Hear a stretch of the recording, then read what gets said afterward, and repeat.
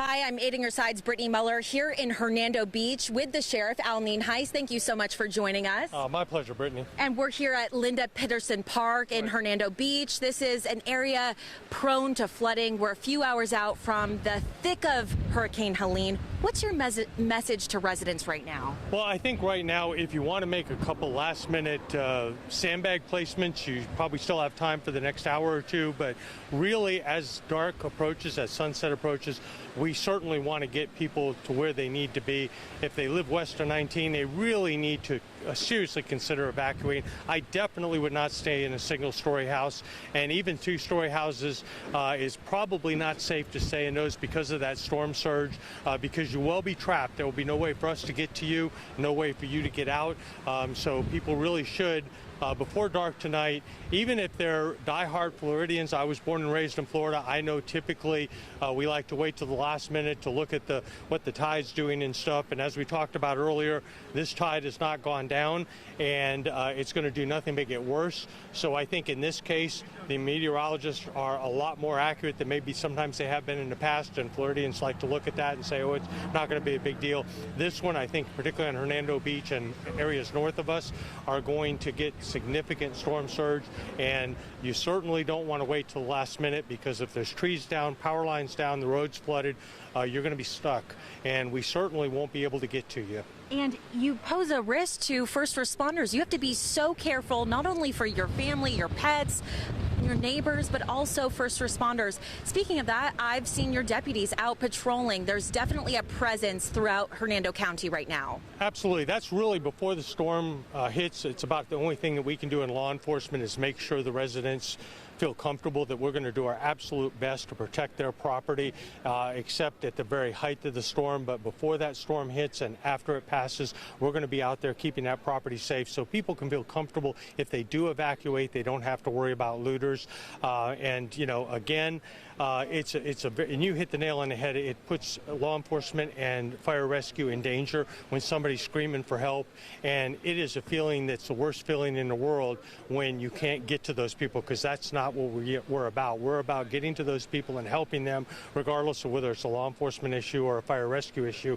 And so the citizens can really do us a favor. If they support first responders, don't put us in that position, because it'll be a no-win for anybody. Exactly. It's so dangerous for everyone involved. We know that the sandbag location here at the park is open right now. That could be changing very soon depending on the conditions. There's also a shelter open. Talk to me about capacity. Yeah, we only have, I think the last I heard was about 50 people in there, and we can hold close to 400, so there's plenty of room in the shelter. Obviously, if somebody has someplace else to go that's more comfortable, we highly recommend that, because the shelters, as you've heard over and over again, they're safe, they're just not comfortable.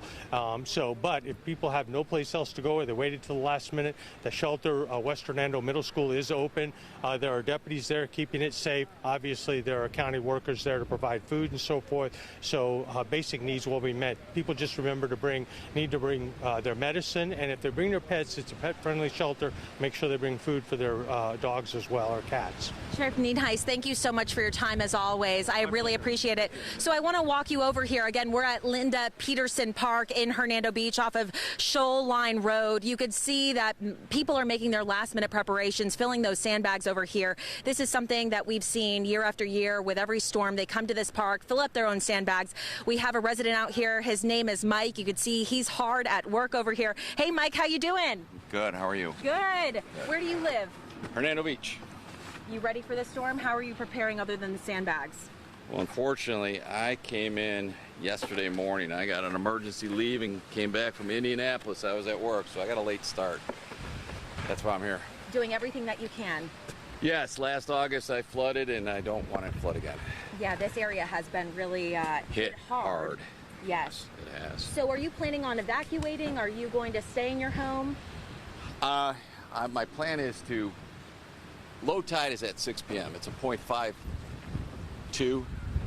So we're heading that way, and the storm should be later today, maybe 4 or 5 tonight. So it should be a really low tide. So a 7-foot tide will be okay.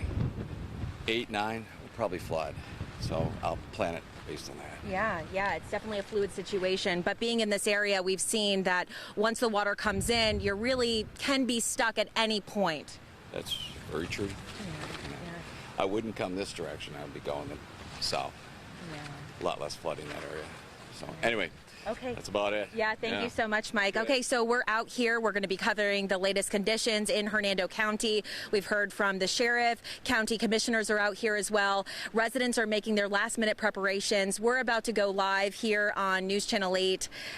We started, actually, and we're getting prepared for that. So we'll toss it back to you, and just stay with News Channel 8 for the latest coverage on Hurricane Helene.